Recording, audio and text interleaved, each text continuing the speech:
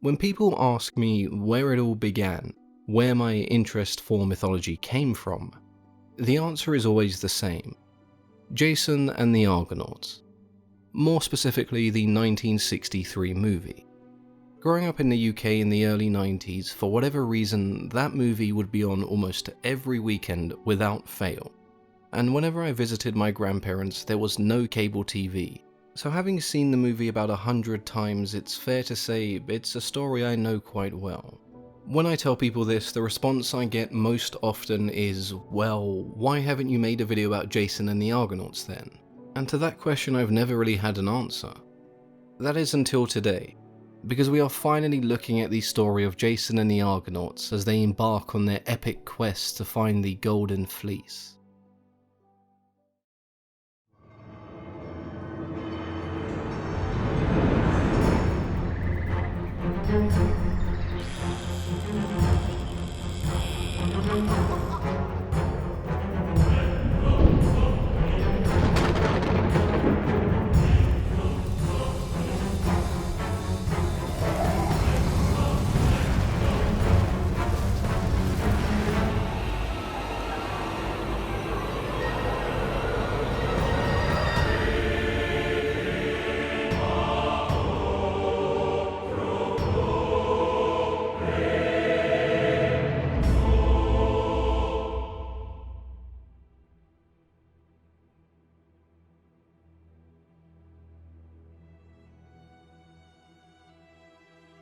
There are numerous tellings of Jason's quest for the Golden Fleece, but the most comprehensive comes from Apollonius of Rhodes in his epic poem Argonautica, which is one of the only surviving epics from the Hellenistic period. Before we get into the story, it's probably best to start with Jason's backstory and heritage. It's pretty much agreed upon that Jason's father was a man named Aeson, who also happened to be next in line to be king of Iolcos, a city in Thessaly. His mother, however, is something that not every poet seems to agree on. Apollonius and many others claim this woman's name to be Alcimede. Another pretty common belief is that Jason was a descendant of the gods. Not quite a demigod in the same vein as Heracles or Perseus, but there was some divine blood there, whether it was his grandparents, great-grandparents, or even further down the line. Some say it eventually stems back to Hermes, and others say it's Poseidon, but if it's just mere speculation, you may as well throw Zeus in there for good measure. Simply put, Jason's father was a king, his mother was a beautiful woman, and somewhere along the line there is some divine blood, which is a fairly normal backstory for any Greek hero. Before Jason was born, his father Aeson was overthrown and imprisoned by his half-brother and Jason's uncle Peleus, who believed he was the rightful king of southern Thessaly. Their mother pleaded with Peleus not to kill Aeson, and so he was left alive, but locked away from the rest of the city. Aeson eventually met a woman named Alcimede, and she would later fall pregnant with Jason. Knowing that Peleus would have any child of Aeson's and hers killed, she did the only thing she could to deceive the new king. She had her handmaidens weep and sob when Jason was born, convincing Peleus that the boy did not survive the birth. She then sent the baby away to keep him safe. Jason was raised outside of the city, on Mount Pelion by the centaur Chiron, who was best known for educating gods, demigods, and future kings. If someone had the potential to do great things from a young age, it's likely they would be sent to Chiron at some point, where they would be taught a variety of skills, from combat and archery to medicine and philosophy. After his rather eventful birth, Jason's childhood was fairly quiet and uneventful. It wasn't until he was a young man that people would start to pay attention to Jason. The city of Calydon had been plagued for years by an enormous boar sent by Artemis, when the king refused to sacrifice in her name. To solve this problem, the hunt for the Caledonian boar became a massive celebrated event, attended by the most prestigious hunters and even heroes such as Theseus. Despite the sheer number that joined in on this hunt, the boar was slain by Jason, rather impressive for someone who not many knew of, especially when you consider he was still in his teenage years. At the age of 20, Jason finally decided it was time to return home, where King Peleus was hosting a series of games in honor of Poseidon. After Jason was sent away as a child all those years ago, the king feared someone would challenge him in the same way he had done to his brother, and so he consulted an oracle, who told him to be wary of a man wearing just one sandal. On his way home, Jason came across an old woman attempting to cross a river and offered her his assistance. In doing so, he lost one of his sandals downstream. The old woman then gave him a blessing, but this wasn't because he had helped her. This was because that old woman was actually the goddess Hera in disguise, and she could see what the king had planned for Jason, and decided that he needed all the blessings he could get. When Jason entered the city, nobody knew who he was, but he was brought before the king when they noticed he was wearing only one sandal. Jason knew that he was the rightful king, but Perilous had planned for this day. He knew he would encounter a man with one sandal. He just didn't know it would be his nephew, the boy he thought died all those years ago. He asked Jason a question. What would you do if an oracle told you one of your citizens was destined to kill you? Jason laughed and told the king he would send them to the far lands of Colchis to retrieve the golden fleece, for surely they would fail and never be seen again. These words were spoken by Jason, but they came from Hera, who believed they would save Jason from an execution. When Jason then declared himself the rightful heir to the throne, Perilous did not deny his claim, but merely set the conditions of their deal. He swore to Zeus that Jason could take the throne if he embarked on a quest to retrieve the golden fleece, a deal that everyone would agree heavily favored the king. The odds of Jason returning alive were slim, and to return with the golden fleece was considered impossible. However, this didn't stop Jason accepting the offer, but he wasn't foolish enough to make the journey to Colchis by himself. First, he would need a ship, and he managed to procure the legendary ship known as Argo, what many consider to be the first ship to ever sail the seas. Now he would need a crew to join him on this voyage. This crew consisted of a group of men known as the Argonauts. If you've ever wondered where the name came from, it simply means Argo sailors or sailors of Argo.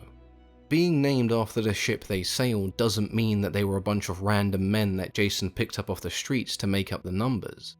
The Argonauts were comprised of the sons of kings, heroes, and gods. To say that it was a rather stacked crew doesn't really tell the whole story. Some of the more well-known names included Heracles, who needs no introduction, Perilous, the father of Achilles, the sons of the northern wind known as the Boreads, who could fly, the divine twins Castor and Polydeuces, sons of Zeus, the legendary musician Orpheus, and the hero Philoctetes, who appears in numerous stories, including the 12 Labours of Heracles and the Trojan War. Much of the crew was also made up of hunters, many of which took part in the hunt for the Caledonian boar. These included Euphemus, a son of Poseidon who could walk on water, the Prince of Caledon himself, Meleager, and the huntress Atalanta, who was the only woman to embark on this journey. Before they set sail, they took a vote to decide who should captain this journey. Unsurprisingly, they chose Heracles, but he rejected this notion. This was Jason's quest, and he should lead. So with introductions out of the way, Jason and the Argonauts left Thessaly and began their voyage to Colchis, the home of the Golden Fleece. Modern-day Colchis is a stretch of land that covers parts of Russia, Georgia, and Turkey, with the majority being in Georgia. The first stop of note was on the island of Lemnos, which is in modern-day Turkey. This island, however, was far from normal. It was inhabited by a group of women who had killed all of their husbands. The women of Lemnos ignored their worship of Aphrodite, and so she cursed all of them. What this curse did was make the women smell really bad, which sounds pretty tame, but we're probably talking a stench that was vomit-inducing. The men of Lemnos, unable to bear just being around these women, spent most of their time on mainland Thrace, with women who probably didn't smell like death. This drove their wives crazy, and so one night they just decided to kill all of the men when they were sleeping. The only man left alive was King Thoas, who was thrown into a barrel and left to float away at sea by his daughter Princess Cipili, who in all this madness had become Queen Cipili. Queen of the Disgusting Smelling Women, a title you could only dream of. When the Argonauts landed on the island, the women decided they would encourage them to stay. Jason is taken before the Queen and she falls instantly in love. The women then take Jason and the rest of the crew home, leaving only Heracles and a few stragglers to look after the ship. So either Aphrodite's curse had no effect on the Argonauts and the women smelt fine, or they'd been at sea for that long that they just didn't care. Regardless, it creates this weird situation where Heracles is actually the voice of reason, which is ironic in itself considering how many wives he went through. Jason and his men remained with the women for longer than originally planned. Every day the voyage was postponed. They would set sail the next morning, but the same excuse would be used again and again. That is until Heracles decided it was enough.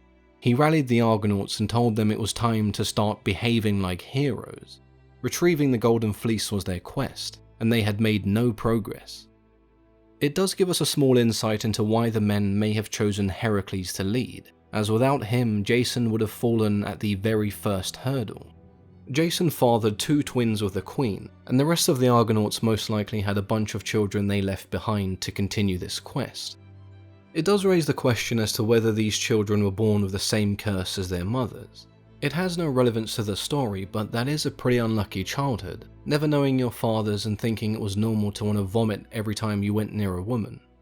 The island of Lemnos just sucks. Anyway, the Argonauts losing their bearings landed on an island inhabited by a group of people known as the Dolonoi, the descendants of Poseidon. They greeted Jason and his men with hospitality, inviting them to join in on the celebrations as they had just crowned a new king, King Cyzicus. They also told them to be wary of the Gigenes, a race of savage 6-armed giants who didn't take kindly to trespassers on their land. As Jason and most of the Argonauts celebrated and enjoyed the festivities, Heracles and a small group of men stayed behind once again to look after the Argo. Unknown to the Argonauts, the Gigenes watched as most of them went into the forest and decided they would raid the ship, not knowing that a few men had stayed behind. Heracles and the few men he had killed most of the giants, buying enough time for Jason and the rest of the crew to return and drive them away. So I guess the reasons why Heracles should have led counter is now at 2. Jason had been given directions by King Cyzicus so they could set sail that evening. Unfortunately, they once again lost their bearings and ended up back where they started. King Cyzicus and his people, seeing a ship approaching in the dead of night, assumed the worst, and with it being so dark, neither one could recognize the other, which resulted in the Argonauts slaughtering the natives, and the newly crowned King Cyzicus was now the newly deceased king. After a brief apology and attending King Cyzicus' funeral, peace was made, and when the weather improved, the Argonauts left the island for good this time. So to recap the story so far, the Argonauts have wasted a bunch of time knocking up some cursed women, killed some 6-armed giants, got themselves lost numerous times, and killed the king of the only people who have helped them thus far. Stellar attempt at retrieving the Golden Fleece. At this point in the story, the relationship between Jason and the Argonauts begins to fray when his leadership is challenged. When they stopped off at the river Cius to resupply, Heracles sent his squire Hylas to fetch water, but on his way he was abducted by a water nymph. Heracles and another Argonaut named Polyphemus set out to find the missing squire. Jason and the rest of the crew, however, set sail, and when they finally realize that there are 3 missing Argonauts, they turn to Jason, accusing him of leaving without Heracles on purpose out of jealousy. Before this turned into a full-blown mutiny, the god Glaucus appeared from the depths of the ocean to tell the crew that it was in fact the gods who were responsible for the missing men. This would ease the tension between Jason and the rest of the crew as they continued on. They finally passed the Aegean Sea and into the Sea of Marmara, where they encountered the Bebrycians, a group of tribes from Thrace that migrated to Asia, with many of them stopping off in Turkey. This time the Argonauts were not given a friendly welcome. Instead, King Amycus challenged any one of the Argonauts to a fistfight to the death. One of the twins we mentioned earlier, Polydeuces, took exception to the king's lack of hospitality. He accepted the king's challenge, and after a brief fistfight, he punched the king to death. When the guards tried to intervene, there was a standoff with the rest of the Argonauts. After a while they decided enough damage had been done, and the natives fled. Which means the murdered king's counter is also at 2. Before leaving, they stole some cattle and took it back to the Argo. Now this next part of the story is the most memorable for me, mostly because of the movie. The Argonauts landed on the opposite coast of Thrace, where the group of natives they just encountered migrated from. Here they come across an old man named Phineas. He doesn't question who they are or why they're there, because he already knows the answer. Phineas possessed powers of prophecy, so powerful that not even the gods could hide their dealings.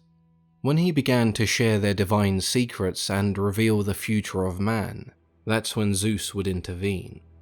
Phineas was originally a young man, until Zeus cursed him with old age and blindness, which for Zeus does sound rather tame, but that's because there was more. Whenever Phineas sat down to enjoy a meal, he would be tormented by a group of harpies who would defile his food. He was blind, old, and always hungry. Despite this, he was pretty relaxed about the whole situation, because he knew Jason and the Argonauts were destined to save him. When the harpies came that evening, they were chased off by the Boreads, so I guess the ability to fly came in handy. In return for their assistance, Phineas helped them plot a course to Colchis, and he warned them of the clashing rocks, which happens to be their very next obstacle. The clashing rocks or the wandering rocks are exactly what you would expect. A pair of cliffs that crash together whenever something tries to go through them. This is where Phineas's advice would save the day. He suggested that the Argonauts allowed a dove to fly above the rocks, as when they crashed together it would only lose its tail feathers. When they then reopened, the Argonauts rode as fast as they could, trying to catch these rocks off guard, and as Phineas predicted, this worked. The rocks reopened and slammed again as quick as they could, but the Argo sustained only minor damage. After this encounter, the rocks never moved again, so I guess being bested by the Argonauts meant they just gave up squashing people forever and just became regular, boring rocks. Finally reaching the Black Sea, they pass the river Acheron, where they meet King Lycus, who hated the Bebrycians with a passion. Upon hearing that the Argonauts had killed their king, he gave them more than a friendly welcome. Luckily for Lycus, this brief stop did not end with the death of a king, but we do lose some more Argonauts sadly. The helmsman of the ship Typhus died from illness, and the prophet Idmon was killed by a wild boar. They built some graves for their fallen comrades and moved swiftly on, because at this rate of travel there would be no one left by the time they arrived in Colchis. Luckily for the Argonauts, they found some more crew members when they came across 3 men stranded by none other than Heracles during his 12 labours when he journeyed to the Amazons. There was a 4th man named Sthenelus who died during this labour, but the crew could still see his ghost. It was this ghost that led them to his tomb, where they found the other 3 survivors, and in order to honour this ghost man who had just saved them, they all poured a drink in his name. They continued on once again, this time with their newly bolstered ranks, until they reached the river Thermodon, where they had planned to rest for a while. But when it was revealed that this harbour belonged to the Amazons, they quickly left the next morning. Instead, they found a nearby deserted island with a temple dedicated to Ares that they could rest in. The temple itself was only guarded by birds, which they easily fended off. Inside the temple, they found 4 more stranded survivors. These were the children of Phrixus, and the grandchildren of the king of Colchis himself, Aeetes. As they were closing in on Colchis, they decided it would make sense to have some natives on board, and so Jason welcomed them to the crew. Once they were rested, they set sail, leaving the island behind. For the first time, the Argonauts had their destination in their sights, but this was only the halfway point of their journey.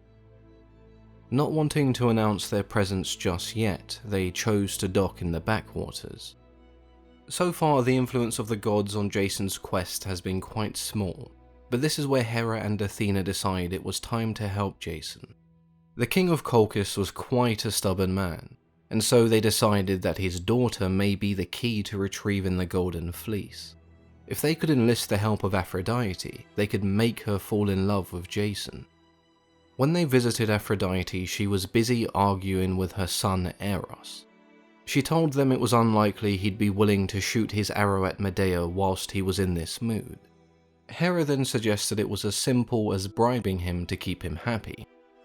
And so Aphrodite gave him a golden ball to carry with him as he flew through the sky, which would leave a trail of gold dust behind him resembling a shooting star.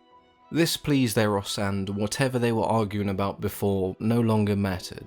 Back in Colchis, Jason decided that it would be best to first negotiate, rather than just storming in and just taking the Golden Fleece. They could use the king's grandsons to help smooth over this negotiation process.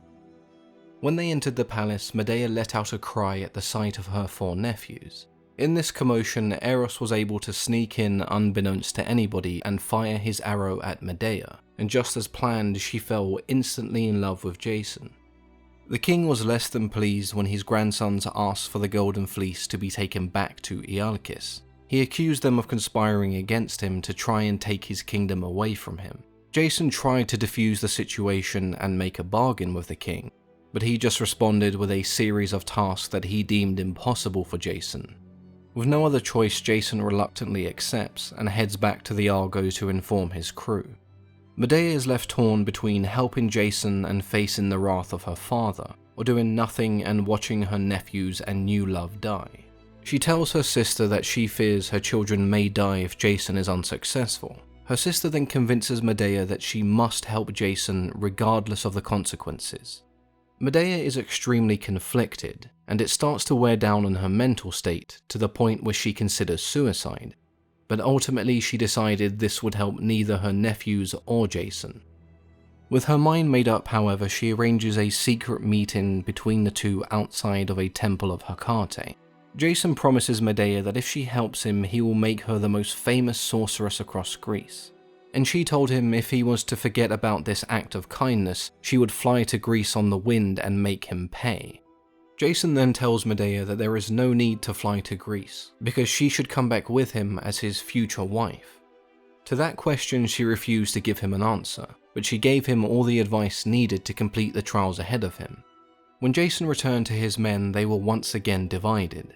Some thought accepting help from Medea was unheroic, and the others believed it was their best option. The trial itself consisted of ploughing fields that were plagued by fire-breathing oxen. Entering the fields with a blessing Medea had given him, Jason was able to wrestle the oxen unaffected by the fire and began to plough the field. An army of warriors then sprouted from the soil, but Jason was able to fend them off with the advice Medea had given him. Knowing they were coming, Jason threw rocks into the crowd as they sprouted. Unaware of where these rocks came from, the majority of these warriors fought amongst each other instead of stopping Jason. Jason had completed the trial and won over the crowd that had gathered. But King Aeetes returned to his palace furious, and began to plot a way that allowed him to cheat Jason out of their deal. The king was aware of Medea's treason, but the Golden Fleece was still guarded by a giant serpent which he believed would buy him enough time to stop Jason. She warned the Argonauts of her father's plan to not honor their deal, so they had to hurry. When they found the tree where the Golden Fleece resided, it was guarded by an enormous dragon. Medea had already concocted a potion that would stop this beast, and when Jason sprayed the dragon, it fell instantly asleep, allowing them to grab the Golden Fleece and leave quickly. And thus began the long and perilous journey home to Ialkis. Sailing back, the Argo was pursued by several Colchian ships. Leading the fleet was Medea's half-brother Absiritus, who managed to corner the Argo just off the coast of the Brygean Islands. Here the local kingdom mediated peace talks between the two, and Jason was allowed to keep the fleece as it was deemed to have been won fairly. Medea, however, was not so lucky. She would be tried for treason by the local kings, a crime that she would surely be found guilty of. They instead came up with a plan that would involve tricking her brother into believing she would go peacefully back to Colchis. When he came to collect her, they would murder him and chop his body into pieces. The Argo set sail and the remaining Colchian fleet began to give chase, but they stopped when Absiritus's body parts were thrown overboard. The king would surely want his son brought back in one piece to be given a proper burial.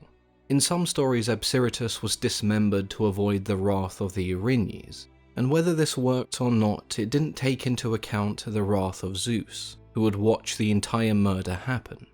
He summoned a gale that blew the Argo further north, closer to Italy than Greece. Here they came across the enchantress Circe, a figure that Medea is often compared and associated to. She absolves them of any guilt regarding Absiritus' murder, and they continued on their way. This is when we see Hera go against Zeus's wishes, trying to help Jason get back home. She convinced the sea nymph Thetis to give the Argo safe passage, by telling her that Medea was destined to marry her newborn child Achilles in the afterlife. Before meeting Thetis, the Argonauts came across the same group of sirens encountered by Odysseus. Luckily, Chiron had warned Jason before leaving, and that is why they needed Orpheus, a master musician. When the sirens began to sing their song, Orpheus took out his lyre and played a song that overpowered their voices, allowing the crew to sail on by unaffected. There was of course one Argonaut who felt the need to jump overboard, but he was rescued by Aphrodite and taken back to Sicily. With the help of Thetis, the Argonauts planned the route they would take. Jason chose to avoid the Straits of Messina, and in turn Scylla and Charybdis, which was a wise choice considering what happened to Odysseus. They would instead travel through the Wandering Rocks, an area where the sea was particularly violent and treacherous. With help from Thetis and the Nereids, the Argo was guided safely by.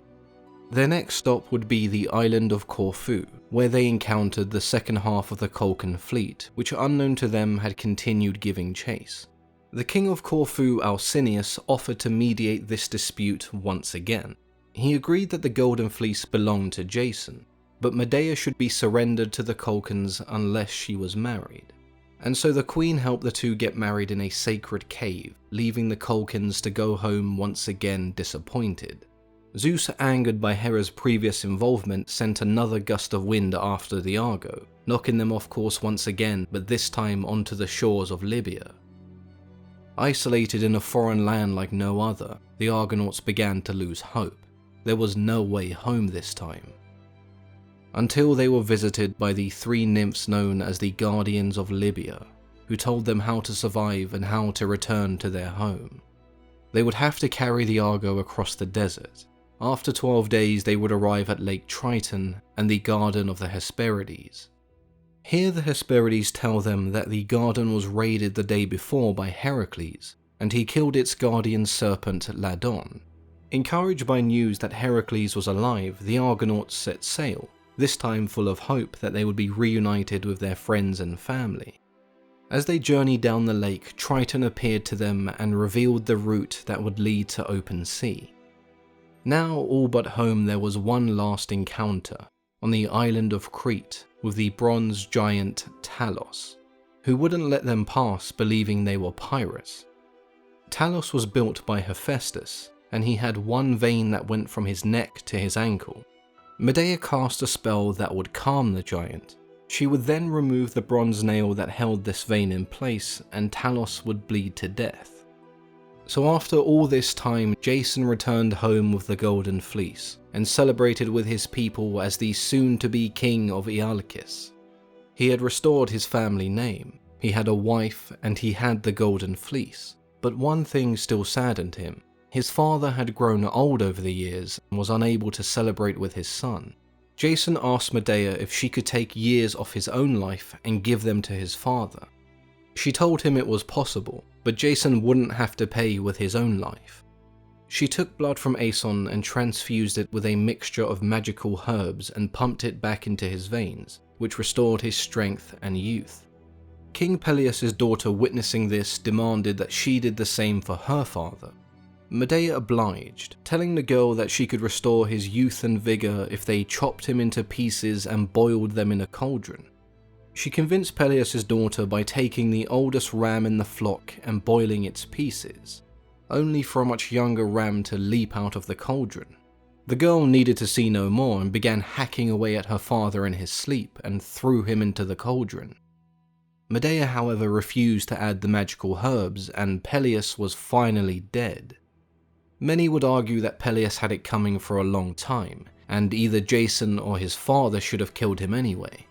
Medea's actions driven out of spite and revenge would backfire grossly. The king's son Acastus would rally the people after his father's death. Medea would be charged with killing the king, and Jason would follow as an accessory to murder. For those paying attention, the king slain counter is now at 3. They would then travel to Corinth, where they were allowed to settle. Jason agreed to marry the king's daughter, hoping to gain some political allies that would aid him in taking back his city. But when Medea found out, she was less than pleased, considering the vow he had taken and all the help she had given him. Jason then revealed that it was Aphrodite who made her fall in love with him, and if he should be thankful to anyone, it should be her. She attended the wedding and gave the bride a dress that was cursed. It stuck to her body and burned her to death, taking the king with her when he tried to help his daughter. She then killed 2 of the 3 children that she bore Jason, fearing they would be killed in retaliation, because Medea logic, I guess. She was able to flee Athens in a chariot sent by her grandfather Helios, before Jason or the people of Corinth could find her. Jason would eventually reclaim his throne when he defeated Acastus with help from Achilles' father Peleus. His one remaining son with Medea, Thessalus, would become the new king. Jason, however, lost his favour with Hera and the rest of the gods when he broke his vow to Medea, and so he spent the rest of his life alone and unhappy, until he died in the most ironic way possible. One day Jason fell asleep by the Argo, which at this point was old and rotting, and as I'm sure many of you have already guessed, it collapsed and fell on top of Jason, killing him instantly. Jason's life was many things, but boring was certainly not one of them. He travelled the world and went on an epic quest to restore his family name. He experienced things that most could only imagine. He married a sorceress who was both brilliant and insane. And let's not forget that he was responsible for the death of no less than 5 kings, and a couple thousand people, and some giants, but we can just forget about them. It's an underdog story where Jason goes from 0 to hero and then back to 0 numerous times. As crazy as the story is, it still feels somewhat relatable. The lines between who's good and who's bad are always blurred, and Jason himself is far from what we would expect from a hero. He becomes the leader only because Heracles turned down the position. He never really commands the Argo. Every time he faces some kind of test, he has assistance, and when disaster strikes, he isn't the first to step forward or even come up with a solution. He isn't the ever stoic, ever brave, fearless hero that is common in so many of these stories. Jason is honestly a regular person who at times is capable of great things, like we all are. But even then he still has his flaws, which I guess is what makes his story somewhat relatable, in a weird way. For those who have been waiting for these episodes to be available as a podcast, the wait is now over. Starting with today's episode, you will be able to download all future videos and past videos using iTunes, Google Play, Spotify, and any other major platform. I'll leave a link in the description for you to click on, or you can find it yourself by simply searching the Mythology and Fiction Explained podcast on any major app or platform. As always, I've been your host, Mythology and Fiction Explained, reminding you to stay away from Lemnos. It sucks.